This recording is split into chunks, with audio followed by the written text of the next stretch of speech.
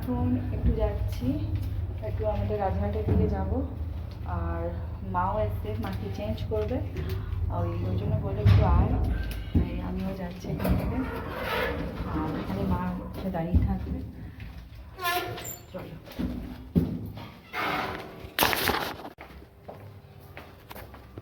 মা এখন শাড়িটা চেঞ্জ করবে বলে এসছে।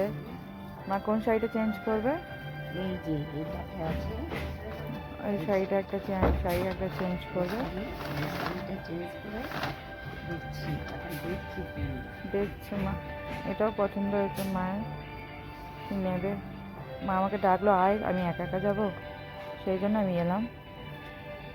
আমার ওখান থেকে বাড়ি চলে যাবে, আমি আমার বাড়ি চলে যাবো।